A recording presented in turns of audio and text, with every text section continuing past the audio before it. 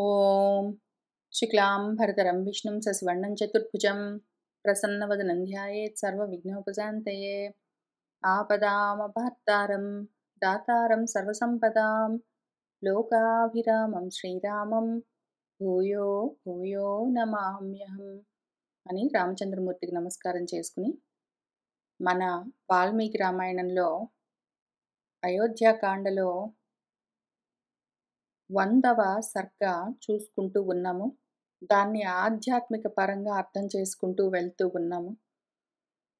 ఇది నా కోసమే చెప్పారు రామచంద్రమూర్తి అని ఎందుకు అనుకోవాలి అంటే, ఈ మొత్తం శ్లోకాల్లో ఎక్కడా కూడా 9వ శ్లోకం దగ్గర నుంచి మొదలుపెట్టి కింద 75వ శ్లోకం వరకు ఎక్కడ కూడా భరత అని ఆయన పిలవలేదు. పేరు పెట్టి పిలిచి ఇవన్నీ చెప్పట్లేదు ఆయన. నాయన తాత అనే పిలుస్తున్నారు కాబట్టి మన గురించే చెప్తున్నారు ఆయన. ఇంకొక ముఖ్యమైన విషయం ఏమి అంటే, ఇవన్నీ మళ్ళీ మనం చూసుకునే మన భగవద్గీతలో కూడా కనిపిస్తూ ఉంటాయి. ఇందులో మన మోక్ష సన్యాస యోగంలో 18వ అధ్యాయంలో కొంత చూపిస్తాను. ఎందుకు అంటే, ఇక్కడ రామాయణంలో భగవంతుడు చెప్తున్నవే ఉన్నాయో అక్కడ మళ్ళీ కృష్ణ పరబ్రహ్మంగా కూడా అవే చెప్తూ వచ్చారు ఆయన. అందుకని మనము పోయిన వారం కొంత ఇక్కడ చూసుకున్నాము. వేరువేరుగా చూడటము, నానాకంగా ఆలోచించడము, ఇది రాజసికమైన జ్ఞానము. ఏదో ఒక్క దాన్ని పట్టుకోవడము, వదిలిపెట్టలేక ఇంకా దాన్నే తగులుకుని ఉండడము, అహైతుకంగా అసలు అకారణంగా ఇంకా ఎందుకురా అట్లా చేస్తున్నావు అంటే తెలియదు, అంటే అట్లా చేస్తాడు. అట్లాంటివన్నీ తామసికమైన జ్ఞానాలతో కూడి ఉంటాయని ఆయన చెప్తూనే ఉన్నారు. ఇదే విషయం మళ్ళీ ఇక్కడ అల్పంగా ఉన్న లాభాలతో బాగా ఎక్కువగా ప్రయత్నాలు చేసుకుంటూ ఎవరైతే కర్మలు చేస్తారో అటువంటివన్నీ తామసికమైన కర్మలు అని మళ్ళీ చెప్తూ వస్తూ ఉంటారు. బహుళాయాసంతో చేసేవి, అల్ప లాభాలతో ఉండేవి ఏవున్నాయో అవన్నీ తామసిక రాజసిక కర్మలుంటాయి. అవన్నీ ఆ విధంగా ఉన్న బుద్ధులతో కూడిన విషయాలు. ఇవన్నీ మనము మాటి మాటికి ఈ కొద్ది అధ్యాయాల్లో భగవద్గీతలో చూసుకుంటూ వస్తూ ఉంటాం. ఎందుకు అంటే అవే మళ్ళీ మళ్ళీ చెప్తూ ఉంటారు అన్ని చోట్ల. ఇవి అర్థం చేసుకోవడం, వాటిని మనము దాటుకుంటూ వెళ్ళడము అవసరం. అల్పమైన అర్థము, స్వల్పంగా ఉంటుంది లాభం, ప్రయోజనం స్వల్పం. కానీ బహుళంగా ఆయాసం, ప్రయత్నం మాత్రం బహుళంగా చేయాలి, లాభం మాత్రం స్వల్పంగా ఉంటుంది. ఇట్లాంటివన్నీ చెయ్యరాదు అని మన భగవంతుడు ఏం చెప్తున్నారో వాటిని మనం జాగ్రత్తగా ఆలోచించుకుని ఆ విధంగా చెయ్యకుండా ప్రయత్నం చెయ్యాలి. ఇక్కడ కూడా అంతే. లఘుమూలం మహోదయం ఉండాలి. కొంత ప్రయత్నంతో చాలా ఎక్కువగా లాభం ఉండాలి.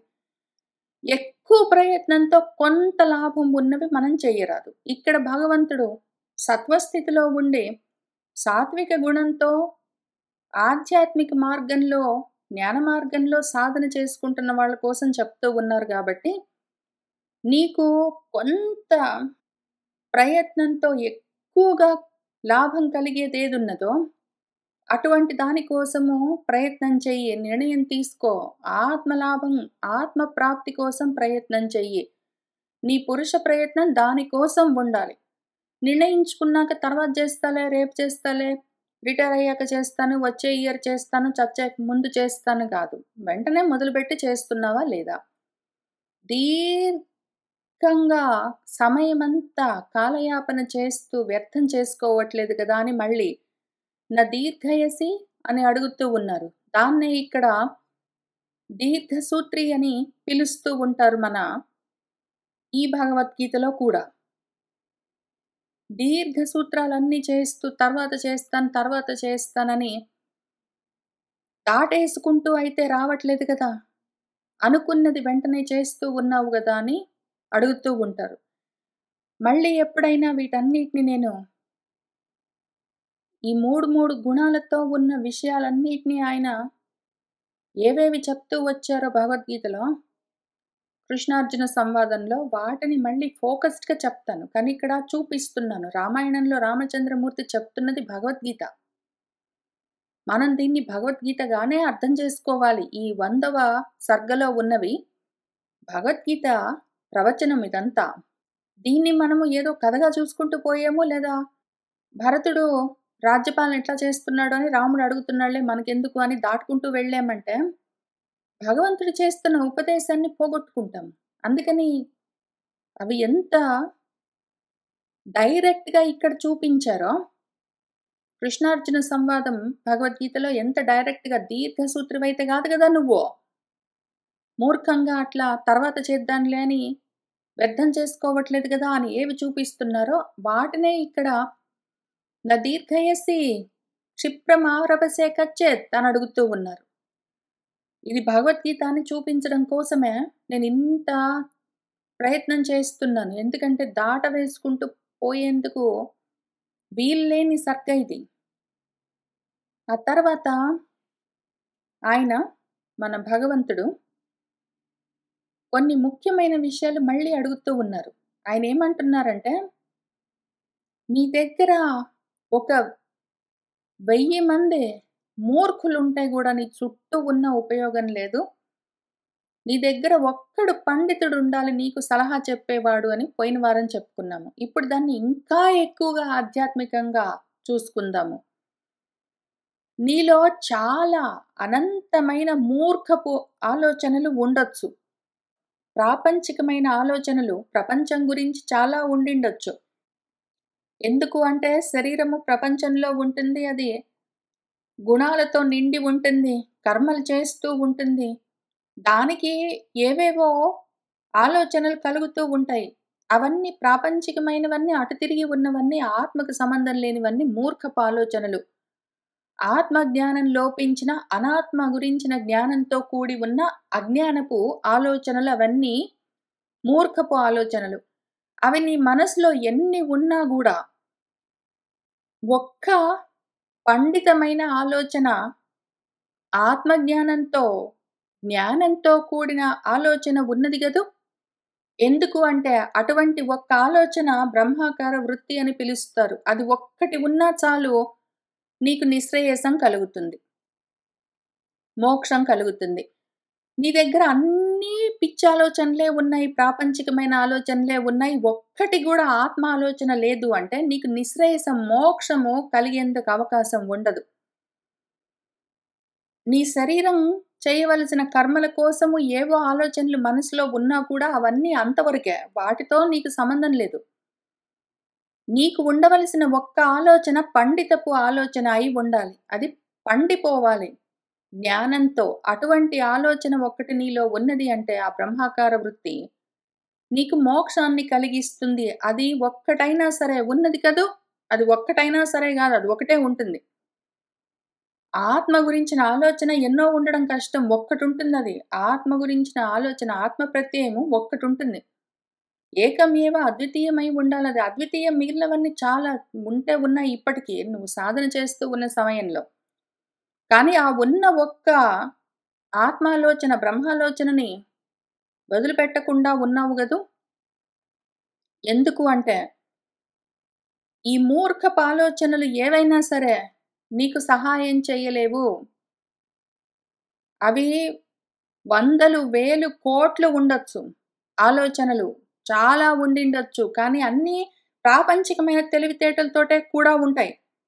ప్రాపంచికమైన జ్ఞానంతో, ప్రాపంచికమైన తెలివితేటలతో, స్ట్రీట్ స్మార్ట్‌నెస్ తోటి ఉంటాయి అవన్నీ.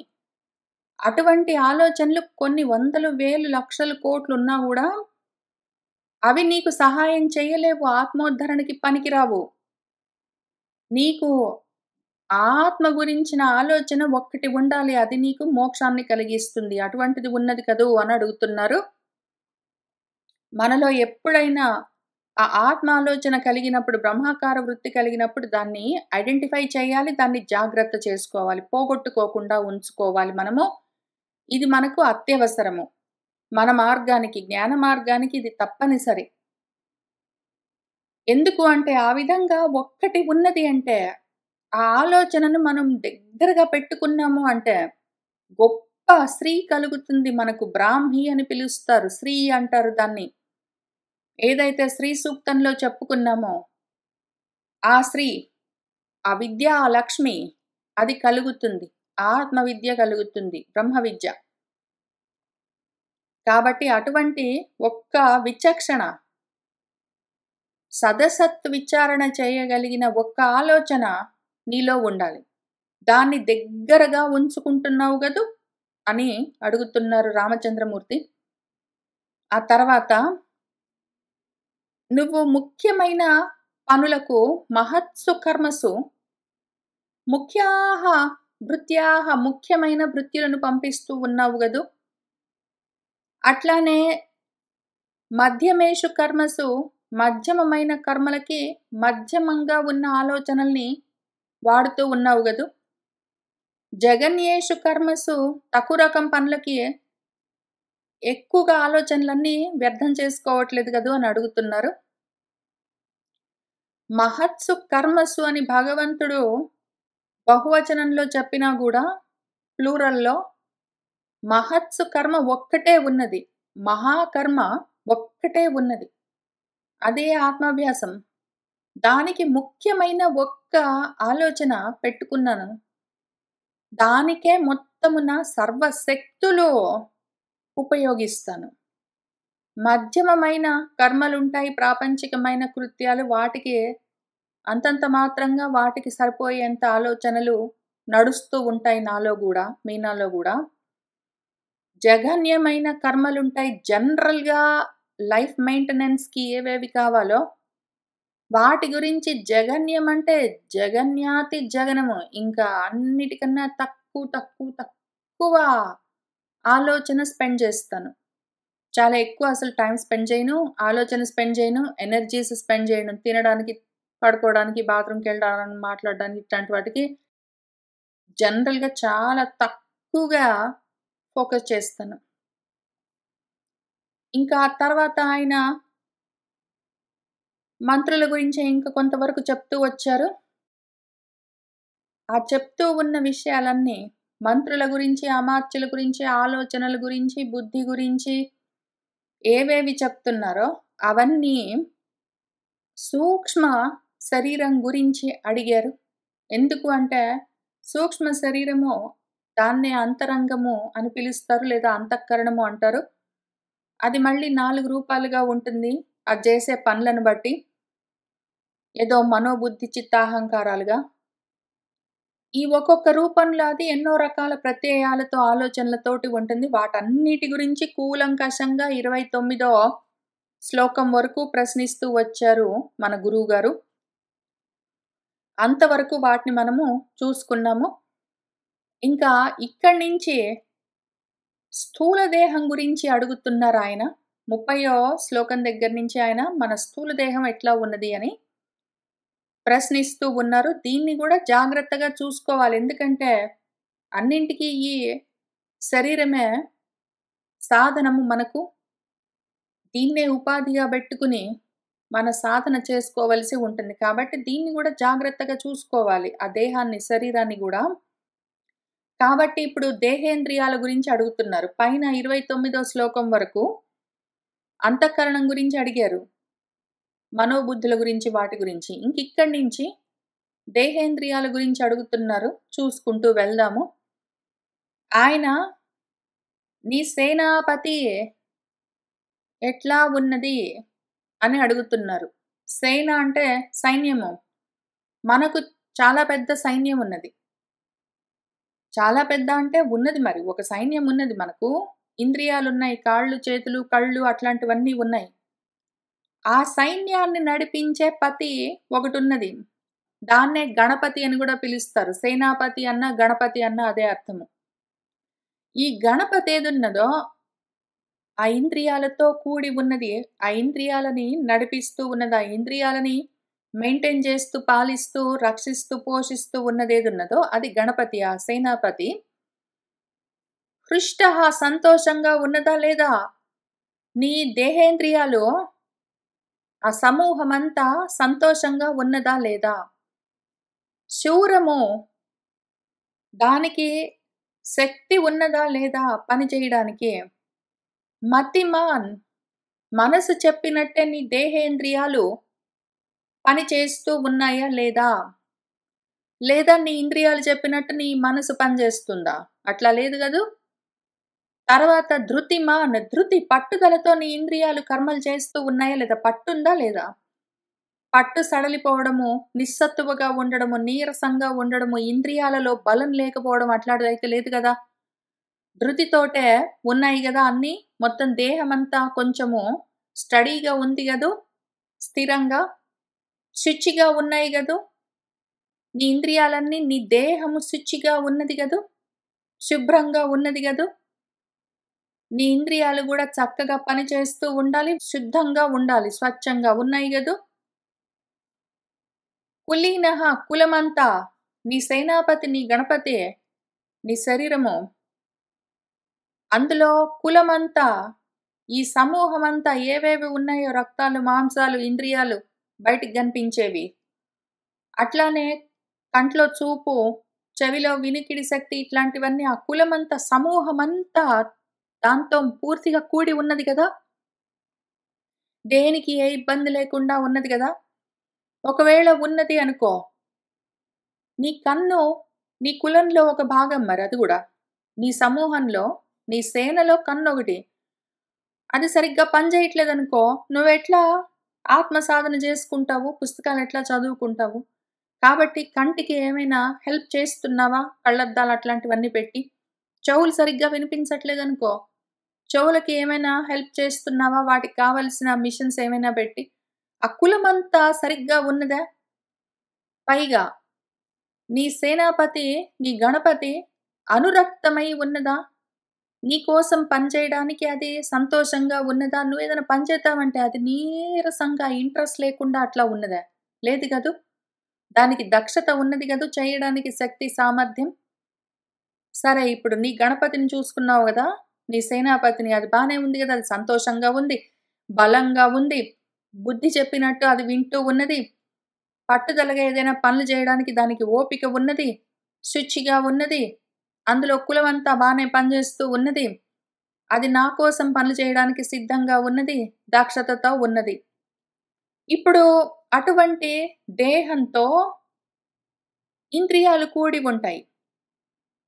అవన్నీ బానే ఉన్నాయా? నీ ఇంద్రియాలన్నీ బలంగా ఉన్నాయా? బలంగా లేకపోతే ఎందుకో చూసుకో మరి. వాటికేం కావాలో అవన్నీ ఇవ్వు. నీ ఇంద్రియాలకు, నీ దేహానికి బలంగా ఉండడానికి, శక్తి తగినంత ఉండడానికి వాటికి పెట్టవలసిన ఆహారాన్ని, ఇవ్వవలసిన విశ్రాంతిని వాటిని ఇస్తూ, వ్యాయామం ఎంతవరకు కావాలంత అతిగా గాదు. జనరల్‌గా బాడీని మెయింటైన్ జేసి తర్వాత ఏమిరా చేస్తావంటే ఏమీ లేదు. బాడీ మెయింటైన్ జేయడం కోసమే జిమ్‌కెళ్ళొస్తాను, బాగా పౌష్టికాహారం తీసుకుంటాను, తర్వాత ఏం జేస్తావంటే ఏం లేదు కూర్చుంటాను గాదు. పౌష్టికాహారం తీసుకో. అవసరమైనంత తగినంత వ్యాయామం చెయ్యి. తగినంత విశ్రాంతినివ్వు. అప్పుడు నీ ఇంద్రియాలు సక్రమంగా, బలంగా పనిజేస్తాయి. దాంతో నువ్వు ఆధ్యాత్మిక సాధన చెయ్యొచ్చు. ఆత్మాభ్యాసం చెయ్యాలి అంటే నీ ఇంద్రియాలే పనిజేయవు. అవి కూర్చోవడానికి వాటికి ఓపికుండదు. కళ్ళు సరిగ్గా పనిజేయవు. తలనొప్పి పుడుతూ ఉంటుంది. నీరసంగా ఉంటుందంటే చెయ్యడం కష్టం. కాబట్టి అన్నీ బలంగా ఉన్నాయా? అవన్నీ ముఖ్యం నీకు. నీ యుద్ధము ఈ ఆత్మ సాధన అన్నది యజ్ఞంలాగా తపస్సుగా చేసేటప్పుడు నీకోసము నీ సైన్యంలాగా ఇవి యుద్ధం చేస్తాయి. నీ వైపు పోరాడతాయి. నీ ఇంద్రియాలన్నీ బలంగా ఉన్నాయి అంటే కోరికలు, కోపాల్లాంటివి కూడా తగ్గుతూ ఉంటాయి. శరీరంలో శక్తి తగినంత ఉన్నది అంటే, బలమున్నది, సారమున్నది అంటే కోపాలవి గూడా తక్కువుంటాయి. నీరసంగా ఉన్నప్పుడే కోపాలెక్కువొస్తూ ఉంటాయి. బలహీనంగా ఉన్నప్పుడే కోరికలవన్నీ ఉంటాయి. కాబట్టి నీ తరఫున వీటితో యుద్ధం చెయ్యాలి అంటే నీ ఇంద్రియాలన్నీ బలంగా ఉండాలి. ఉన్నాయా? తర్వాత దృష్టాపదాన అవన్నీ చక్కగా ఇంతకుముందు గంటలు గంటలు కూర్చొని మొన్న గూడా అండి లాస్ట్ ఇయర్ వరకు గూడా 4, 5 గంటలు కూర్చొని చదివేవాడిని. ఇప్పుడు గూడా అంతే. నా శరీరం ఇప్పుడు నాకు 70 ఏళ్ళొచ్చినాక గూడా అట్లనే గూర్చొని బలంగా చదువుకోగలుగుతున్నాను అని చెప్పుకోవడానికి వీలుగా మాటి మాటికి అవి ఆ సత్తువతో కర్మలు చేస్తూ చూపిస్తూనే ఉన్నాయా? విక్రాంతాహ పరాక్రమంతో అవి ప్రయత్నం చేస్తూ ఉన్నాయా? చతికిలబడి కూర్చోకుండా. వాటన్నిటిని నువ్వు చక్కగా సత్కరిస్తున్నావా? వాటికి కావలసిన ఆహారాన్నిస్తూ, వాటికి కావాల్సిన విశ్రాంతినిస్తూ, ఏమి చేయాలో అవన్నీ చేస్తూ వాటిని చూసుకుంటున్నావా లేదా? అని అడుగుతూ ఉన్నారు. ఆ తర్వాత వాటికి ఇవ్వవలసిన భోజనము, విశ్రాంతి మొదలైనవన్నీ ఎప్పుడెప్పుడు అప్పుడప్పుడు ఇవ్వాలి. అన్నం పెడుతున్నావు గదా! అంటే, ఆ! పెడుతున్నాను. ఎప్పుడు? ఏమో నిన్న ఏమో తిన్నాను. తర్వాత కుదరలేదు, టైం లేదు, అందుకని తినలేదు అన్నట్లా చేయడానికి వీల్లేదు. సమయానికి ఏ సమయానికి ఆ సమయానికి దానికి అన్నం పెట్టాలి, ఆ శరీరానికి, దానికి విశ్రాంతి ఇవ్వాలి, అవన్నీ చేయవలసి ఉంటుంది. ఊరికే ఆలస్యం చేయకుండా దానికి ఏది కావాలో అది ఎందుకు అంటే ఆ శరీరాన్ని వాడుకుంటున్నందుకు దాన్ని జాగ్రత్తగా చూసుకోవలసిన ధర్మం గూడా నీకున్నది. ఆలస్యం జేయట్లేదు గదూ! అని అడుగుతున్నారు. ఆ తర్వాత కాలాతిక్రమణాచ్చ ఏవ ఒకవేళ నువ్వు టైం అయిపోయిన తర్వాత గూడా దానికి ఆకలేస్తూ ఉంటే గూడా అట్లానే నువ్వు పనులు పెట్టుకొని కూర్చుంటావు. టైం దాటిపోతూ ఉంటే గూడా అన్నం బెట్టవు. ఎంత లేట్ అయినా సరే పడుకోవు. అట్లా దాన్ని ఏడిపించావనుకో, అది తిట్టుకుంటుంది ఇంక శరీరము హెల్ప్ చేయడం మానేస్తుంది. అది అడ్డం బడుతుంది. శరీరానికి కోపమొచ్చి ఇంద్రియాలు పనిజేయడం మానేసి అడ్డం పడ్డాయంటే, నువ్వింక దాంతోటి వాడుకోలేవు. ఇంక దాన్ని బెట్టుకొని నువ్వు ఏమి సాధించలేవు. సుమహాన్ అనర్థః చాలా గొప్ప అనర్థం కలుగుతుంది. అట్లా పాడు చేసుకోకు అని చెప్తున్నారు. ఆ తర్వాత ముఖ్యంగా నీ దేహేంద్రియాలన్నీ నీ కోసము ఎంత దూరమైనా వెళ్ళి పని చేయడం కోసము నీ పైన అనురాగంతో ఉన్నాయి గదా! అని అడుగుతున్నారు. నీ దేహేంద్రియాలే, నీ మనోబుద్ధులే నీకు వ్యతిరేకంగా శత్రువుల్లాగా ఉంటే, నువ్వు వాటితో చేయగలిగిందేమీ లేదు. కాబట్టి జాగ్రత్త అని చెప్తూ ఉన్నారు. ఇంకా తర్వాత ఇక్కడ దూతల గురించి మాట్లాడుతూ ఉన్నారు గురువుగారు. ఇక్కడ చారకుల గురించి మాట్లాడుతూ ఉన్నారు. దూతలు అంటే అంబాసిడర్స్ అంటాం మనము. మామూలుగా గవర్నమెంట్స్‌లో అంబాసిడర్స్ ఉంటారు. ఒక దేశం తరపున ఇంకో దేశానికి వెళ్లి మాట్లాడేవాళ్ళు అట్లా. చారకులు అంటే గూఢచారులు అంటాము. స్పైస్ అని. కానీ ఇక్కడ రాజ్యం గురించి కాదు కదా! మామూలుగా మనకు తెలిసిన జనరల్ బయట ప్రాపంచికమైన రాజ్యాలు, గవర్నమెంట్స్ గురించి కాదు కదా! గురువుగారు చెప్తుంది. ఆత్మ సామ్రాజ్యం గురించి చెప్తున్నారు. కాబట్టి ఇక్కడ దూతలెవరు, ఇక్కడ చారకులెవరో చూద్దాము. దూతలంటే ఉక్తవాదులు. తగిన విధంగా మాటలు మాట్లాడే ఏ వాక్కున్నదో అది దూత. దూత అంటే వాక్కు అని అర్థము. నువ్వు మాట్లాడే నీ మాట జానపదము. జనులు మాట్లాడుకునే మాటలు విద్వత్తుతో కూడి ఉన్నది గదా! మనుషులతో మాట్లాడడానికి నువ్వు మాట్లాడుతూ ఉన్న సమయంలో నీ మాట జ్ఞానంతో కూడి ఉన్నది గదా! అజ్ఞానంతో నిండి ఏదో ఒకటి నువ్వు మాట్లాడట్లేదు గదా! ఎందుకు అంటే మనకున్న ఇంద్రియాల్లో దశ ఇంద్రియాల్లో వాక్కు ఒకటి. అది కర్మేంద్రియంలో ఉంటుంది. కర్మ చేస్తుందది. ముఖ్యంగా మాట చాలా ఎక్కువగా మనకు కర్మలు చేసి పెడుతుంది. మన చేతులు, కాళ్ళు మనకు చేసే కర్మల కన్నా గూడా ఎక్కువ మన వాక్కే మనకు కర్మలు చేసి పెడుతుంది. అది ముఖ్యమైన కర్మేంద్రియము. ఆ ఇంద్రియము నీ వాక్కు. చేతులు, కాళ్ళకి ఒకవేళ జ్ఞానం లేకపోయినా పర్వాలేదు గానీ, వాక్కుకు మాత్రము నువ్వు మాట్లాడే మాటలో జ్ఞానం ఉండాలి. అది దక్షతతో ఉండాలి. దానికి సామర్థ్యం ఉండాలి. అదేదైనా ఒక మాట నువ్వు అన్నావంటే పని జరిగిపోవాలి. నువ్వు అన్న మాట అక్కడ ఆ పని అయిపోతూ ఉండాలి. నువ్వేదైనా అన్నావంటే. అటువంటి దక్షిణతో, సామర్థ్యంతో ఉన్నదా నీ వాక్కు? ప్రతిభతో ఉన్నదా నీ వాక్కు? నువ్వేదైనా చెప్పాలనుకున్నప్పుడు నీకా మాట వెంటనే గుర్తుకొస్తున్నదా లేదా? ఏదో ఉంది నాకిప్పుడు గుర్తు రావట్లేదు అనుకుంటూ నీ మాట తడబడుతూ అట్లా తిరుగుతూ ఉన్నావా? లేదు గదూ! పైగా యథోక్తంగా ఉన్నది ఉన్నట్టు ఉండాలి నీ మాట. నీ మాట ఎట్లా ఉండాలి? యథోక్తవాది అయి ఉండాలి. ఉన్నదున్నట్టు మాట్లాడాలి.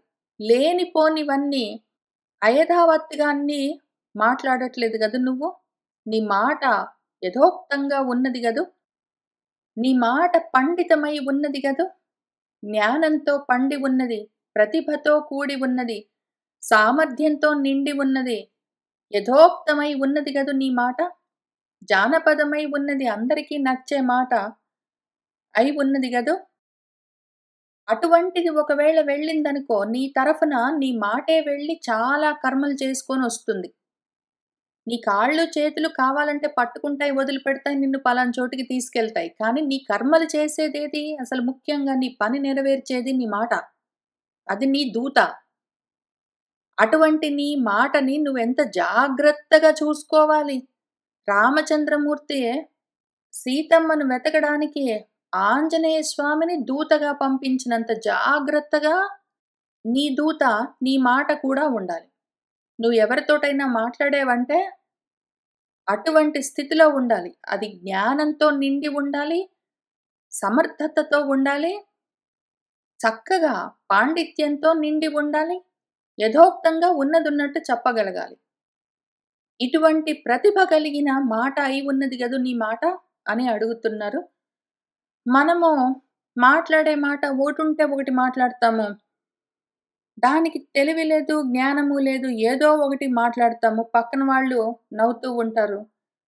లేదా చెప్పాలనుకున్న మాట అసల ఆ టైంకి గుర్తుకు గూడా రాదు. మనమేదైనా చెప్పామంటే పక్కన వాళ్ళకి అర్థం గూడా గాదు. మనమేదైనా మాట అన్నామంటే అది జరగొచ్చు, జరగకపోవచ్చు.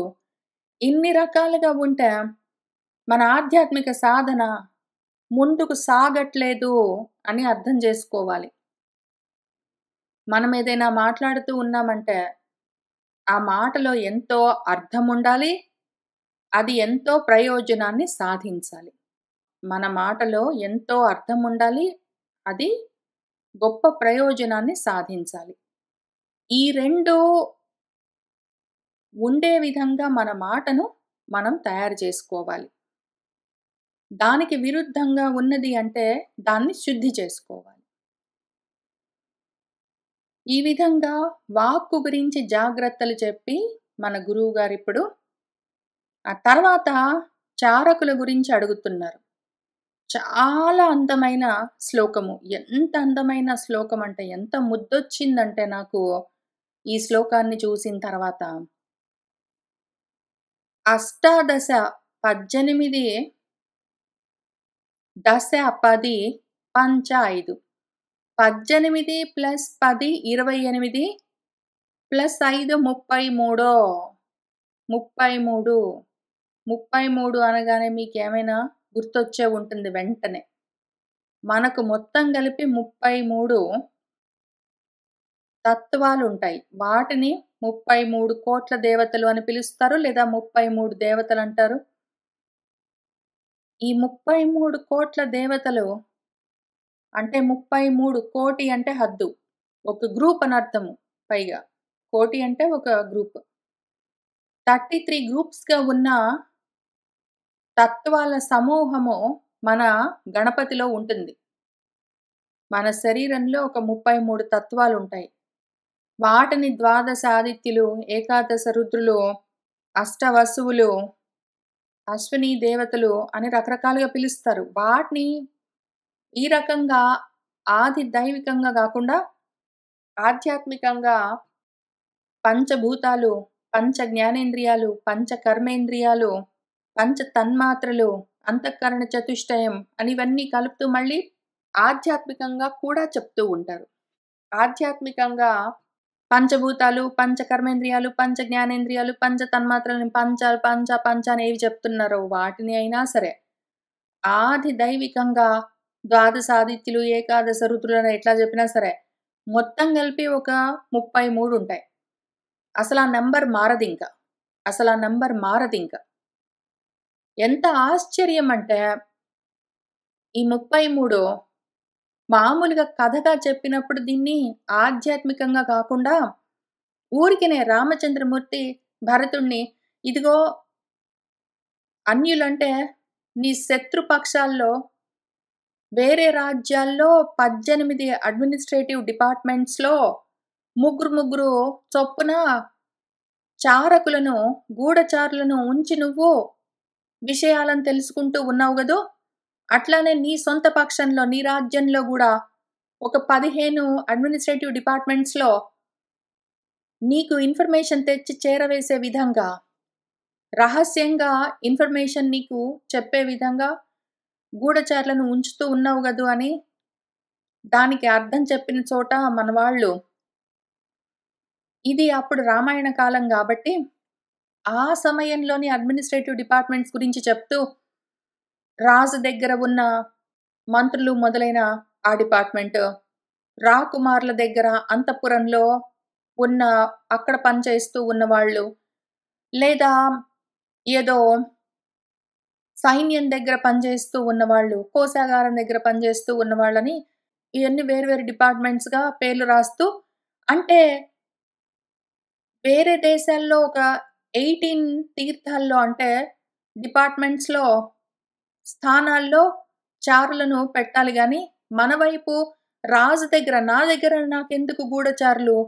మా ఇంట్లో నా అంతఃపురంలో నాకెందుకు గూఢచారులు? నా పిల్లల దగ్గర నాకెందుకు? లేదా నా మంత్రుల దగ్గర నాకెందుకు? ఇట్లాంటివి ఒక 3 వదిలిపెట్టి, నా వైపు నా రాజ్యంలో 15 ప్రదేశాల్లో డిపార్ట్మెంట్స్‌లో గూఢచారులుండాలి. వేరే చోటైతే అక్కడ రాజుల మీద, వాళ్ళ మీద, వీళ్ళ మీద కన్నేసి ఉంచడానికి ఒక 18 ఇంక 3 యాడ్ చేసుకొని అని దానికి అర్థం రాసుకుంటొచ్చారు. కానీ ఇట్లా చెప్పుకుంటే ప్రాబ్లమ్ ఏమవుతుందంటే, ఇవన్నీ మనము అయిండొచ్చులే అని ఈ నంబర్‌కి సరిపోయేటట్టు కొన్ని డిపార్ట్మెంట్స్ పేర్లు చెప్పుకోవచ్చు. కొన్ని రాజ్యాల్లో ఇంతకన్నా ఎక్కువ డిపార్ట్మెంట్స్ ఉండొచ్చు. కొన్ని రాజ్యాల్లో ఇంతకన్నా తక్కువ డిపార్ట్మెంట్స్ ఉండొచ్చు. పైగా ఇది రామాయణ కాలంలో గాబట్టి వేరే రకంగా ఉండొచ్చు. ఇప్పుడు అసలు కాలం మారిపోయింది గాబట్టి వేరే రకంగా ఉండొచ్చు. ఇప్పుడు మనకున్న కంట్రీస్‌లో, దేశాల్లో ఒక్కొక్క రకం, దేశంలో ఒక్కొక్క నంబర్ ఆఫ్ డిపార్ట్మెంట్స్ ఉండొచ్చు. ఇన్ని రకాలుగా మారిపోయే ఇన్ఫర్మేషన్ మనకు రామచంద్రమూర్తి ఇక్కడెందుకు అంత ఖచ్చితంగా నంబర్స్‌తో సహా బెడతారు? కాబట్టి ఇక్కడ జనరల్‌గా కథాపరంగా బలవంతంగా మనం ఏవో ఒక డిపార్ట్మెంట్ పేర్లన్నీ చెప్పుకొని ముగించినా గూడా, ఆత్మపరంగా అసలు బలవంతంగా ఏదో ఒకటి చెప్పుకోవాల్సిన అవసరం లేదు. ఒక్కటే నంబర్ ఉంటుంది, అది మారదు. ఎంత ఆశ్చర్యమంటే ఇటువంటి అడ్మినిస్ట్రేటివ్ డిపార్ట్మెంట్స్‌తో సహా కలిపి తయారు చేసాడే మనవాడు గురువుగారు. మన పరబ్రహ్మము ఆయన తయారు చేసిన ఈ రాజ్యంలో, ఈ ఆత్మ సామ్రాజ్యంలో ఎప్పుడు చూసినా 33 డిపార్ట్మెంట్సే ఉంటాయి. ఎక్కువుండవు, తక్కువుండవు. ఇంతే ఉంటాయి. 33 ఉంటాయి అంతే ఇంక విషయం. అవి ఎక్కువ గావు, తక్కువ గావు. అసలు ఆ 33,00,00,000 దేవతలుట ఇంకెప్పుడు ఎక్కువ గారుట, తక్కువ గారుట, ఎప్పుడు అంతే ఉంటారట అని జెప్పుకుంటారు. అవును మరి. ఎక్కువ గారు, తక్కువ గారు. ఎందుకంటే డిపార్ట్మెంట్స్ మారవు. అట్లే ఉంటాయి. పంచ తన్మాత్రలు, పంచ జ్ఞానేంద్రియాలు, పంచ కర్మేంద్రియాలు, పంచభూతాలు ఇంకా అవేం మారతాయి? అంతే ఉంటాయి. అంతఃకరణ చతుష్టయం అవి ఇవి. అసలు మారకుండా ఉన్న డిపార్ట్‌మెంట్‌ని ఇంక ఎన్ని ఆ కాలం, ఈ కాలం, రామాయణం కాలము, ఇప్పుడు కలికాలం అని లేదు అది. ఆ కాలం లేదు, ఈ కాలం లేదు, ఆ రాజ్యం లేదు, ఈ రాజ్యం లేదు. ఎక్కడ జూసినా సరే, ఎప్పుడైనా సరే, దేశ కాల పరిస్థితులకు మారకుండా ఒక్కటే ఉండే అడ్మినిస్ట్రేషన్‌ని మన గురువుగారు తయారు చేసి పెట్టారు. అది చెక్కు చెదరదది. ఇంగ చెక్కు చెదరదది. అట్లా ఉంటుందది. ఫైనల్ ఆయనేదన్నా జేశారంటే. ఇంక అందులో మార్పులు, చేర్పులు, కూర్పులు అన్నీ ఉండవు. పైగా ఇంకొక అందమైన విషయం ఏంటంటే, ఈ 33 తత్వాలన్నీ సరిగ్గా పనిచేస్తూ ఉన్నాయి గదూ! వాటిలో నువ్వు త్రిభిః చారకైః పెట్టావా లేదా? 3 మూళ్ళుగా ఉన్న చారకులను పెట్టావా అని అడుగుతున్నారు. వీటిలో 3 మూళ్ళుగా ఉండాలవి. చారకులు అంటే గూఢచారులని చెప్పుకుంటున్నాము. ఇక్కడెందుకు గూఢచారులు గాదు. చారకులు అంటే చరిస్తూ, తిరుగుతూ కర్మలు చేసేవి అని అర్థం. తిరుగుతూ ఉండేవి, చరించేవి అని అర్థం. ఇప్పుడు ఈ 33 తత్వాలేవున్నాయో, వాటిని మళ్ళీ 3 మూళ్లుగా ఇదే భగవంతుడు ఆయనే ఈ సిస్టమ్ తయారు చేసి పెట్టాడు. ఇన్ని అడ్మినిస్ట్రేటివ్ డిపార్ట్మెంట్స్ తోటి ఉన్న సిస్టమ్‌ని తయారు చేసింది ఈయనే. 3 మూళ్లుగా త్రిపుటులను తయారు చేసి పెట్టాడు. అవెట్లా ఉంటాయంటే, ఇదిగో ఆది భౌతికమైన కంటి గుడ్డున్నది. అందులో చూపున్నది. ఆ చూపేమో ఆధ్యాత్మికము. దానికి అధిదైవము సూర్యుడు. అదేమో ఆది దైవికము. ఆది దైవిక, ఆధ్యాత్మిక, ఆది భౌతికాలని 3 మూళ్లుగా. లేదా ఇంకొక రకం త్రిపుటులుంటాయి. నా చూపున్నది. నా చూపున్నది అంటే దానికెదురుగా చూడడానికి ఒక దృశ్యం ఉండాలి. ఆ దృశ్యాన్ని నేను చూడ్డము అన్న ఒక పని ఉండాలి. నా చెవి ఉన్నది అంటే ఆ చెవు వినడానికి ఒక శబ్దం ఉండాలి. వినడము అన్న కర్మ ఉండాలి. ఆ రకంగా 3 మూళ్లుగా చాలా త్రిపుటులన్నీ తయారు చేసి పెట్టాడు. అవన్నీ నీకు అవిజ్ఞాతైః, విజ్ఞానము అంటే విశేషమైన జ్ఞానము. విశేషాలు వేరు వేరుగా ఉన్న విషయాల గురించి తెచ్చి జ్ఞానాన్ని తెలియజేసేవన్నీ విజ్ఞానాలు. విశేషమైన జ్ఞానాలతో కూడి ఉన్నవన్నీ విజ్ఞానాలు. ఇప్పుడేం జరిగింది అంటే, ఆ ఎదురుగా నేనొక మామిడి పండుని చూశాననుకోండి. నా కన్ను ఆ మామిడి పండు రూపాన్ని పట్టుకుంటుంది. నా ముక్కు ఆ మామిడి పండు యొక్క వాసన పట్టుకుంటుంది. నా నాలుక దాని రుచిని పట్టుకుంటుంది. అట్లా అవన్నీ వేరు వేరుగా విశేషమైన జ్ఞానాలన్నీ మళ్ళీ అవిజ్ఞాతంగా కలిపి తీసుకొచ్చి నీకు ఆ ఇన్ఫర్మేషన్ అందిస్తున్నాయా లేదా? వాటి పని అవి సరిగ్గా చేస్తున్నాయా లేదా? అని అడుగుతున్నారు. అంత సింపుల్‌గా అడిగారు. పైగా ఇంకొక అందమేమి అంటే, ఈ దేవతలని చెప్పుకుంటాం గదా! 33,00,00,000 దేవతలుంటారు. వాళ్ళంతే ఉంటారట. వాళ్ళకి పెళ్ళిళ్ళు కావు. మళ్ళీ వాళ్ళకి పిల్లలు పుట్టరట. ఉన్నవాళ్ళు ముసలివాళ్ళు గూడా గారు. వాళ్ళు వెళ్ళిపోవడం అట్లాంటివి లేవని జోకులు గూడా నా చిన్నప్పుడు వేస్తుంటే నేను విన్నాను. అట్లాంటివేమి జరగవు. ఎందుకంటే అక్కడ చెప్తున్నది నిజంగా ఏదో మనుషుల్లాగా ఉన్నారక్కడ రూపాకారాలతోటి గాదు గదా! ఇవన్నీ తత్వాల గురించి చెప్తూ ఉన్నారు. అవన్నీ అట్లే ఉంటాయి. ఈయన తయారు చేసిన డిపార్ట్మెంట్స్ నంబర్ మారదు. ఇప్పుడు అవెప్పుడు ఒకటే వయస్సుతోటి ఉంటాయిట అని గూడా చెప్తారు. వాళ్ళని ఆ దేవతలని త్రిదశులు అని పిలుస్తారు. త్రిదశులు అంటే అందరూ ప్రతి వాళ్ళు 30 ఏళ్ల వయసుతోటే ఉంటారు. త్రిదశ అంటే 3 పదుల 30 సంవత్సరాల వయసుతో ఉంటారని చెప్తారు. ఏం 30 సంవత్సరాల వయసు? ఏ లెక్క ప్రకారము? అది 30 సంవత్సరాల వయసు గాదు. త్రిదశులు అంటే 3 దశల్లో ఉంటాయవి. త్రిపుటులవి. త్రిభిః త్రిభిః అని జెప్పారది. 3 మూళ్లుగా అవి కలిసి పనిచేస్తూ ఉంటాయి. ఆ రకంగా ఉన్నవన్నీ సరిగ్గా పనిచేస్తున్నాయా? నీకు ఇన్ఫర్మేషన్ చేరవేస్తూ ఉన్నాయా లేదా కరెక్ట్‌గా? అని అడుగుతున్నారు. ఎంత అందమైన శ్లోకం. ఎంత అందంగా చెప్పారో గురువుగారు. అసలు ఈ మొత్తము సర్గ 9వ శ్లోకం దగ్గర నుంచి మొదలుపెట్టి అసలు ఎంత ఆధ్యాత్మిక జ్ఞానంతో నిండి ఉన్నది అంటే, అసలు ఈ భగవద్గీతని ఎట్లా వదిలిపెడతామో చాలా కష్టం దీన్ని దాటుకుంటూ వెళ్ళి. ఇంత ఇన్ఫర్మేషన్ పెట్టారక్కడ. ఇదంతా చెప్తూ ఉన్న భగవంతుడికి, ఆయన ఉపదేశానికి, దీన్ని మనకు రాసిచ్చిన వాల్మీకి మహర్షికి ఎంత రుణపడి ఉన్నానో. ఆ తర్వాత ఇంకొక చాలా ముఖ్యమైన విషయము. నీ రిపులను గురించి అడుగుతున్నారు. నీ రిపులు ఎట్లా ఉన్నారు? నీ శత్రువులు. ఓ రిపుసూదనా, శత్రుమర్దనా, నీ శత్రువులెట్లా ఉన్నాయి? కోరికలు, కోపాలు, తాపాలు, మోహాలు, శోకాలు, భయాలు ఇవన్నీ నీ శత్రువులు. వాటిని సూదనం చేస్తూ ఉన్నావా లేదా? నిషూదనం చేస్తున్నావా? నలిపేస్తున్నావా లేదా? అవన్నీ ఎప్పుడో కంట్రోల్ చేశాను. నాకసలు కోపము, కోరిక అవన్నీ లేనే లేవు. అసలు నాకు దేని గురించి భయం లేదు. అసలు నాకు ఏమి భయం లేదు. వాటన్నిటిని నేను కంట్రోల్ చేశాను అని చెప్తున్నావా నువ్వు నాకు? ఇంకిప్పుడు ఈ మధ్యన నాకసలు దేని గురించి కోపం రావట్లేదు రామా. దేని గురించి ఆశ లేదు. దేని గురించి నాకు కోరిక లేదు. ఎవరి మీద కోపం లేదు. నాకేం భయం లేదు. వస్తే వచ్చింది చావు పర్వాలేదు అని చెప్తున్నావా నా ముందు కూర్చొని నువ్వు? సరే అయితే ఇంకొక ప్రశ్న అడుగుతాను నిన్ను. ఆల్రెడీ రామా నా కోరికని, నా కోపాన్ని, నా భయాన్ని వాటన్నిటిని, నా మోహాన్ని మొత్తం అంతటిని నేను కంట్రోల్ చేశానంటే, ఆ రకంగా వ్యపాస్తాన్ అహితాన్ ప్రతియాతాన్ నీ చేతుల్లో ఓడిపోయి, వెనక్కి తిరిగి వెళ్ళిపోయి, నీ కంట్రోల్‌లో ఉన్నాయి గదా! దుర్బలంగా ఉన్నాయి గదా! నీ శత్రువులు. కోపాలవన్నీ చాలా తగ్గిపోయాయి. కోరికలు గూడా అసలెక్కువ లేవు అని చెప్తున్నావు గదా! అవి ఇంకా బలం లేకుండా ఉన్నాయి. ఉంటే ఉన్నాయి కోరికలు, కోపాలు. కొంచెమే ఉంటే అక్కడక్కడ అడుగు, పొడుగు ఉంటే ఉన్నాయి అని నువ్వు అవజ్ఞ చెయ్యట్లేదు గదూ! పట్టించుకోకుండా ఉన్నావనుకో, మళ్ళీ పైకి లేస్తాయవి.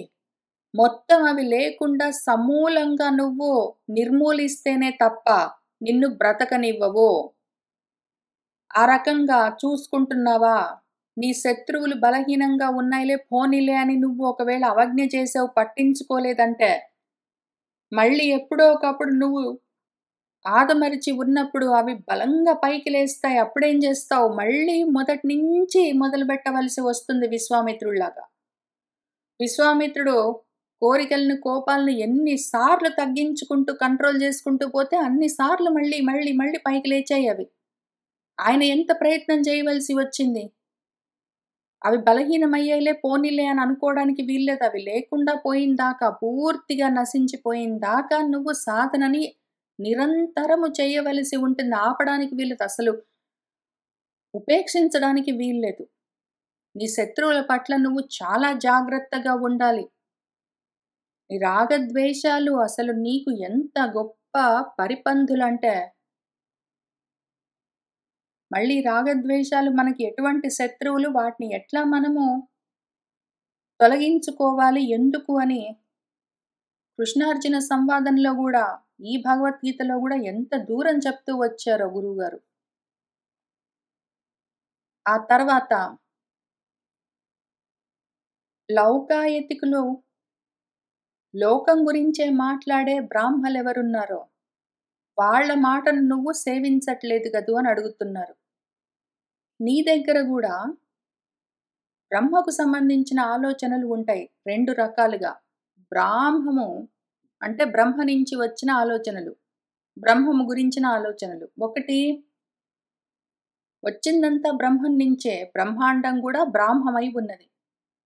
ఆ బ్రాహ్మపు ఆలోచనలు అంటే ప్రాపంచిక ఆలోచనలు లోకం గురించే వస్తాయి. లోకం ఎప్పుడు నియతంగా ఉన్నది. లోకము ఉన్నది. అందులో నేను ఉన్నాను. నా పిల్లలు ఉన్నారు. నా ఇల్లు ఉంది. నా మంచి ఉంది. నా చెడు ఉంది. నా కష్టాలు, సుఖాలు అన్నీ ఉన్నాయి అని లోకం గురించే ఆలోచనలు చేసే బ్రాహ్మము, బ్రహ్మాండం గురించిన ఆలోచనలుంటాయి. వృత్తులు, మనోవృత్తులు. అవి ఎంతసేపు ప్రపంచం గురించే చెప్తూ ఉంటాయి. అవి చెప్తున్న మాటలను నా సేవసే నువ్వు సేవించట్లేదు గదూ! అవి అనర్థాన్ని కలిగిస్తాయి. పరమార్థము ఆత్మ ఒకటే. బ్రాహ్మము, బ్రహ్మాండము, ప్రపంచం గురించినవన్నీ అనాత్మ విషయాలు. అనాత్మ విషయాలు, అనాత్మల అర్థాలన్నీ అనర్థాలు కలిగిస్తాయి. ఆత్మ అర్థమే నీకు పరమార్థము. ఈ ప్రపంచపు ఆలోచనలన్నీ, ఆ లోకం గురించిన ఆలోచనలన్నీ, ఈ లోకం గావాలి, ఆ లోకం గావాలని నువ్వు ఈ బ్రహ్మము అంటే వేదము. వేదం చెప్పిన విధంగా నేను కర్మలు చేస్తాను, పూజలు చేస్తాను, ఇహపరాలు సాధిస్తాను, గొప్ప లోకాలు తెచ్చుకుంటానని నువ్వు ఎంత ఆలోచనలు చేసినా గూడా, క్షీణే పుణ్యే మర్త్యలోకం విశంతి అని మళ్ళీ వచ్చి ప్రపంచంలోనే పడవలసి ఉంటుంది. దానివల్ల నీకు పెద్ద ప్రయోజనం లేదు. కానీ చాలా గొప్పగా చెప్తాయి అవన్నీ. వేదం గూడా చాలా విషయాలు చెప్తుంది. ఇవన్నీ చేశావంటే నీకు ఇవన్నీ లోకాలొస్తాయి. నీకెంతో గొప్ప అనుభవాలు కలుగుతాయి. నీకెంతో సుఖాలు కలుగుతాయని. అవన్నీ అనర్థాలు. అవన్నీ ఏతే బాలాహ జ్ఞానంతో ఇంకా పరిపక్వత చెందని ఆలోచనలవన్నీ. పండితమానినః అన్ని పాండిత్యంతో ఉన్నట్టే చెప్తాయి. నువ్వు ఈ పూజలు చేశావంటే, నువ్వు ఆ వ్రతాలు చేశావంటే నువ్వు ఈ తీర్థయాత్రలు చేశావంటే, నువ్వు ఈ రకంగా ఇవన్నీ చేశావంటే, ఇది చేశావంటే, అవి చేశావంటే, దానాలు చేశావంటే, ధర్మాలు చేశావంటే అని. పాండిత్యంతో ఉన్నట్టే ఉంటాయి. ఆ మాటలన్నీ కావాలంటే వేదంలోని మంత్రాలన్నీ చెప్తాయి. కానీ అవన్నీ నీకు అనర్థం కలిగిస్తాయి. ఆత్మను సాధించి పెట్టే ఏ ఆలోచన ఉన్నదో దాన్ని మాత్రం వదిలిపెట్టకు. అనర్థాన్ని కలిగించే అసత్ విషయాలన్నింటినీ వదిలిపెట్టు. వాటిని పట్టుకోకు. ఆ విధంగా నేను చెప్పినట్టు ఉన్నావు కదూ! అని అడుగుతున్నారు. ఆ తర్వాత ముఖ్యమైన ధర్మశాస్త్రాలన్నీ ఉన్నాయి. అవన్నీ తెలుస్తూనే ఉంటే గూడా దుర్బుద్ధి ఉంటుంది. ప్రాపంచికమైన బుద్ధి. ప్రపంచం వైపుకి వెళ్ళిపోతూ ఉన్న బుద్ధి ఎవరెంత చెప్పినా సరే, భగవంతుడే దిగొచ్చి చెప్పినా సరే, భారతంలో భగవద్గీతగా చెప్పినా సరే, భాగవతంలో కపిల సంవాదంగా భగవద్గీతగా చెప్పినా సరే, రామాయణంలో రామచంద్రమూర్తి భగవద్గీతగా చెప్పినా సరే, వ్యాసుడు చెప్పినా సరే, వాల్మీకి చెప్పినా సరే, ఉపనిషత్తులు చెప్పినా సరే, వేదాలు చెప్పినా సరే, ఎవ్వరెంత చెప్పినా సరే, ఆ బుద్ధి అటు ప్రపంచం వైపుకి తిరిగి ఉన్నది అంటే మాత్రము, ఇంకా అది ఆ బుద్ధి ఎంతసేపు అది కోరుకున్న దాన్నే చూస్తూ ఉంటుంది. దాన్ని అనుసరించి దానికి ఏమి కావాలో దాన్ని అనుసరించే అది విషయాన్ని తెలుసుకుంటూ ఉంటుంది. దానికి ఎటువంటి విషయాల మీద ఇంట్రెస్ట్ ఉందో అది మాత్రమే దానికి అర్థమవుతూ ఉంటుంది. అంటే వీళ్ళిట్లా చెప్తారు కానియండి, నిజంగా ఉంటుందా? అని మళ్ళీ అనుమానాలతో నిండి ఉన్న సంశయాత్మకమైన బుద్ధి అది. తర్కాలన్నీ చేస్తూ ఉంటుంది. వితండవాదాలన్నీ చేస్తూ ఉంటుంది. అది నిరర్థము, అనర్థాన్ని నీకు చెప్తూ ఉంటుంది. అటువంటి బుద్ధిని పెట్టుకోకు. నువ్వు శాస్త్రాన్ని అనుసరించి దాన్ని నమ్మి శ్రద్ధతో అది చెప్పిన విధంగా సాధన చేసుకోవలసి ఉంటుంది. తస్మాత్ శాస్త్రం తే ప్రమాణం అని ఎందుకు మళ్ళీ కృష్ణార్జున సంవాదంలో ఈ భగవద్గీతలో చెప్పింది. శాస్త్రం ఒకవైపు చెప్తూ ఉండగా నీ బుద్ధి నీకు వేరే రకంగా చెప్తున్నదనుకో, దాని మాట వినట్లేదు గదు నువ్వు. అది అనర్థం కలిగిస్తుంది చాలా కుశలతతోటి, చాలా తెలివితేటలతోటి పండితుడిలాగా మాట్లాడుతుంది ఆ బుద్ధి. కానీ అనర్థం కలిగిస్తుంది నీకు. శాస్త్రం చెప్పింది నమ్ము. అది చెప్పినట్టు నువ్వు ఆచరించు. నీ బుద్ధి చెప్పినట్టు తెలిసి తెలియక జ్ఞానంతో ఇంకా పండని బుద్ధి, జ్ఞానంతో ఇంకా వృద్ధి చెందని బుద్ధి చెప్తూ ఉన్న విషయాలన్నీ నువ్వు విని నమ్మేవంటే మాత్రం నిరర్థము, అనర్థము కలుగుతుంది. అట్లా చెయ్యట్లేదు గదూ అని అడుగుతున్నారు భగవంతుడు. ఆ తర్వాత ఇప్పుడు ఇంక ఇంద్రియాల్ని వాటిని అవెట్లా ఉన్నాయి, అవి ఎట్లా పనిచేస్తున్నాయి అని అడిగి తెలుసుకున్నాక, ఇంక శరీరం గురించి అడుగుతూ ఉన్నారిక్కడ 40వ శ్లోకం దగ్గర నుంచి. వీటిని చూద్దాము. నీ శరీరం ఎట్లా ఉన్నది తాత? నాయనా, నీ శరీరం దృఢంగా, బలంగా ఉన్నదా? నీ శరీరము నీ పూర్వీకుల చేత అప్పుడెప్పటినుంచో ఆది పురుషుడు, విరాట్ పురుషుడి దగ్గర నుంచి వస్తూ ఉన్నది. అక్కడి నుంచి అది ఉపయోగపడుతూ ఉన్నది. ఒక్క ఒరిజినల్ ఇమేజ్ తయారు చేస్తే ఆ విరాట్ పురుషుడిని, అదే మోడల్‌లో కార్బన్ కాపీస్ లాగా ఇంకా అన్నీ తయారవుతూ వస్తూ ఉన్నాయి.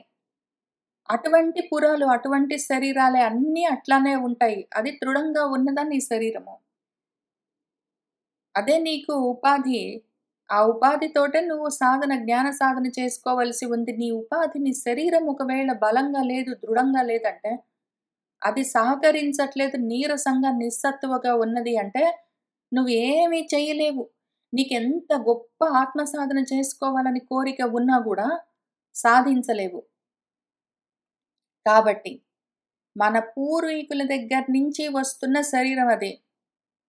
నేను, మా అమ్మ, నాన్న వాళ్ళు, వాళ్ళమ్మ, నాన్న వాళ్ళు, వాళ్ళమ్మ, వాళ్ళ నాన్న వాళ్ళు, వాళ్ళమ్మ, నాన్న వాళ్ళ దగ్గర నుంచి ఎక్కడి నుంచో ఎప్పటినుంచో వస్తుంది. ఒకళ్ళ నుంచి ఒకళ్ళ నుంచి ఒకళ్ళ నుంచి ఒకళ్ళకి అదే శరీరం వస్తూ ఉన్నది. అదే శరీరం అంటే అక్కడి నుంచే తయారవుతూ అదే మోడల్‌లో వస్తూ ఉన్నది. అది ఇప్పుడు సత్యమై ఉన్నది. ఎప్పుడూ అదే మోడల్‌లో ఉంటుంది. పైన చెప్పుకున్నట్టు 33,00,00,000 దేవతల్లాగా అవే డిపార్ట్‌మెంట్స్ తోటి అట్లానే ఉంటుందది. అది మారకుండా ఉంది కాబట్టే మనకు వేదాల్లో, ఉపనిషత్తుల్లో, అక్కడి నుంచి పురాణాల్లో, ఇతిహాసాల్లో అన్ని చోట్ల అదే చెప్తూ వస్తూ ఉన్నారు. సత్యం అది. మారకుండా ఉంటుందది. ఆ ఉన్న శరీరము దృఢమైన ద్వారాలతో ఉన్నదా? నీ కళ్ళు, ముక్కు, నోరు, చెవులు ఇట్లాంటి ద్వారాలన్నీ నవరంధ్రాలన్నీ దృఢంగా ఉన్నాయా? బలంగా ఉన్నాయా? బయట విషయాలన్నీ అక్కర్లేనివన్నీ లోపలికొచ్చి పడిపోతూ ఉంటే గూడా తెలుసుకోలేక ఇవన్నీ శిథిలమైతూ ఉన్నాయా? లేదు గదూ! నీ పురము, నీ శరీరము హస్తి, అశ్వ, రథ సంకులమై ఉన్నదా లేదా? హస్తి అంటే మనసు, బుద్ధి కలుపుకొని చూసుకుందాం. అశ్వాలు ఇంద్రియాలు. నీ రథము, నీ దేహము, మనోబుద్ధేంద్రియాలు ఈ మూడిటితో కూడి ఉన్న నీ రాజ్యము, నీ అయోధ్య నగరము, నీ పురము, రాష్ట్రము ఏ పేరుతోటి పిలిచినా సరే అది. ఆ ఉపాధి. అది దృఢంగా, బలంగా ఉన్నదా? జాగ్రత్తగా దాన్ని కాపాడుతూ ఉన్నవా? బ్రహ్మము, క్షత్రము, వైశ్యము, శూద్రము. బ్రహ్మము తల, క్షత్రము చేతులు, వైశ్యము ఊరువులు, శూద్రులు పాదాలు అన్నీ జితేంద్రియమై నువ్వు చెప్పిన విధంగా, మనసు చెప్పిన విధంగా పనిచేస్తూ ఉన్నాయా? ఉత్సాహంగా నీ తల, చేతులు, కాళ్ళు మొత్తం అన్నీ బాడీ పార్ట్స్ ఉత్సాహంగా కర్మలు చేయగలుగుతూ ఉన్నాయా? ఆర్యము పూజనీయంగా ఉన్నాయా శుచిగా? అట్లానే ప్రాసాదము, వైద్య జనాకులము, ముదితము, స్ఫీతము అయి ఉన్నదా నీ అయోధ్య? శత్రు దుర్భేద్యంగా ఉన్నదా లేదా? నీ అయోధ్య నగరము, నీ దేహము, నీ రాష్ట్రము, నీ పురము దాన్ని ఎన్ని రకాలుగైనా చెప్తారు. అది ఆ అయోధ్య వేరే పరయోధులు దాన్ని భేదించలేకుండా శత్రు దుర్భేద్యంగా ఉన్నదా? అది ప్రాసాదాలతో ఉండడానికి నివాస యోగ్యంగా, వైద్యంతో, విద్యతో, ముదితంగా, మోదంతో, సంతోషంగా, స్ఫీతంగా, సమృద్ధిగా వృద్ధి చెందుతూ ఉన్నదాన్ని అయోధ్య. దాన్ని నువ్వు రక్షిస్తూ ఉన్నావా? పైగా నీ అయోధ్య నగరము బయట కనిపిస్తూ ఉన్న రోజు రోజుకి వయసు పెరుగుతూ ఉంటే శిథిలమైపోతూ ఉన్న స్థూల దేహం మాత్రమే గాదు. అందులో నువ్వు ఎన్నో జన్మలుగా పెంచుకుంటూ వస్తూ ఉన్న నీ జ్ఞాన దేహం గూడా స్ఫీతంగా వృద్ధి చెందుతూ బలంగా ఉన్నదా సమృద్ధిగా? అది పరిరక్షసి కచ్చిత్ నువ్వు దాన్ని కాపాడుతూ ఉన్నావా? వైద్య జనంతో, విద్యలతో కూడి అది వివిధాలుగా వృద్ధి చెందుతూ ఉన్నదా లేదా? అట్లానే చైత్యము చైతన్యవంతమై ఉన్నదా లేదా? సునివిష్టము నివాసయోగ్యంగా ఉన్నదా లేదా నీ దేహము? నీ స్థూల దేహము ఆత్మగా ఉన్న నీకు నివాసయోగ్యంగా ఉన్నదా లేదా? నీ జ్ఞాన దేహము వృద్ధి చెందుతూ ఉన్నదా లేదా? నీ శరీరము, నీ అయోధ్య నగరము దేవస్థానాలతో 33,00,00,000 దేవతలని చెప్పుకుంటూ వచ్చాను. ఆ 33,00,00,000 దేవతలు వాటి వాటి స్థానాల్లో ఉండి కర్మలు చేస్తూ ఉండగా అది కదిలి పనులు చేస్తూ ఉన్నదా లేదా? ప్రపలతో, తటాకాలతో ఉన్నదా? పానం చేస్తూ ఉండడం ప్రకృష్టంగా పానం చేయడం ప్రప. మామూలుగా కథాపరంగా చెప్తే చలివేంద్రాలని చెప్పుకుంటూ వచ్చానప్పుడు నేను. తటాకాలంటే సరస్సులు, నీటి కొలనులు అని. ఇప్పుడిక్కడ నీ మనస్సు తటాకంలాగా నీ ఇంద్రియాలన్నీ జ్ఞానాన్ని, సారాన్ని ధరిస్తూ ఉన్న సరస్సుల్లాగా సారవంతమై ఉన్నాయా లేదా? నీ ఇంద్రియాలన్నీ నీ మనస్సుతో సహా నీ అయోధ్య నగరమంతా జ్ఞానాన్ని పానం చేస్తూ ఉన్నదా లేదా? పాపాలను పానం చేస్తూ ఉన్నదా లేదా? పాపాలను క్షయం చేసుకుంటూ జ్ఞానాన్ని అబ్జార్బ్ చేసుకుంటూ ఉన్నదా? ఆ అబ్జార్బ్ చేసుకుంటూ ఉన్న ప్రకృష్టంగా పానం చేయబడుతూ ఉన్న జ్ఞానాన్ని నిలబెట్టి ఉంచడానికి ఆ సరస్సులు సారాన్ని, జ్ఞాన సారాన్ని హోల్డింగ్ చేయడానికి సరస్సులంతా ఉన్నాయి గదా నీ శరీరం నిండా. నీ శరీరమంతా నశించిపోయే అనాత్మ దేహంతో పాటు నశించని జ్ఞాన దేహంతో సహా హర్షము, ప్రకృష్టంగా హర్షమున్నది గదా! అంతా సంతోషంగా ఉన్నది గదా! ప్రశాంతంగా ఉన్నది గదా! శోకంతో, దుఃఖంతో లేదు గదా! నువ్వు శోకంతో, దుఃఖంతో లేవు గదూ! సంతోషంగా ఉన్నావు గదూ! సమాజ ఉత్సవాలన్నీ చేసుకుంటూ ఉత్సవాలు ఎప్పుడెప్పుడు జ్ఞానం కలుగుతుంటుందో అప్పుడప్పుడు మనం ఉత్సవాలు చేసుకుంటామని మనమందరం ఇక్కడ నిన్న అనుకున్నాము. ఆ రకంగా ఉత్సవాలు చేసుకుంటూ ఉన్నావా? సుకృష్ట సీమ హద్దులన్నీ దేనికి దానికే సరిగ్గా ఉన్నాయా? హద్దులన్నీ చక్కగా నిర్ణయించబడి పాటించబడుతూ ఉన్నాయా? నీ స్థూల దేహం ఎంతవరకు, నీ జ్ఞాన దేహం ఎక్కడి నుంచి అని ఆ హద్దులు నీకు తెలుస్తూ ఉన్నాయా? పైగా నీకు, నీ చుట్టూ ఉన్న వాళ్లకు మధ్యలో హద్దులు నీకు తెలుస్తూ ఉన్నాయా? అట్లానే పశులతో, పాశములతో బంధాలన్నీ చక్కగా కట్టబడి ఉన్నాయా? నీ శరీరంలో సంధి బంధాలని జెప్తారు. అవన్నీ చక్కగా ఉన్నాయా? అవన్నీ పనిచేస్తున్నాయా? కీళ్ళు, ఎముకలు అవన్నీ కాక నీ చుట్టూ ఉన్న వాళ్ళతో బంధాలుంటాయి నీకు. పాశాలు. అవన్నీ చక్కగా హద్దులన్నీ చూసుకుని నువ్వు హద్దు దాటకుండా మర్యాదలు పాటిస్తూ ఉన్నవా? హింస అంతా వర్జించి ఉన్నావా? నువ్వు ఇతరులను హింసించడం, వాళ్ళు నిన్ను హింసించడం, నిన్ను నువ్వు హింసించుకోవడం ఇవన్నీ లేకుండా ఉన్నాయా? లేవా? అట్లానే అదేవ మాతృకః దేవం అంటే దైవం అంటే ప్రారబ్ధం. ప్రారబ్ధమాత్రంగా కర్మలేవో జరుగుతుంటాయి. పోనీ అనుకుంటూ ప్రారబ్ధం నడిపించినట్టు నడుస్తూ వెళ్ళట్లేదు గదా! నువ్వు ప్రయత్నపూర్వకంగా సాధన చేసుకుంటూ ఉన్నావు గదా! స్వాపదాలతో క్రూరమైన ఆలోచనలేవీ లేకుండా ఉన్నాయి గదా! భయము లేకుండా ఉన్నది గదా! వీతరాగ భయ క్రోధాః స్థితధీః మునిః ఉచ్యతే అని అందుకనే నేను కృష్ణార్జున సంవాదం అన్న భగవద్గీతలో చెప్పుకుంటూ వచ్చాను. రాగము, భయము, క్రోధము ఈ 3 వదిలిపెట్టి ఉంటేనే వాడు ముని అవుతాడు. అటువంటి వాడు సాధనకు ప్రయత్నం చేసుకోవచ్చు. కాబట్టి భయమన్నది లేకుండా ఉన్నావు గదా! ఖనిలాగా నీలో జ్ఞాన ఖని నీకు తెలుస్తూ ఉన్నది గదా! పాపపు ఆలోచనలు లేకుండా ఉన్నావు గదా! నీ అయోధ్య నగరమంతా ఆ విధంగా సుఖంగా ఉన్నది గదా! నువ్వు సుఖంగా, స్ఫీతంగా, సమృద్ధిగా ఉన్నావు గదా!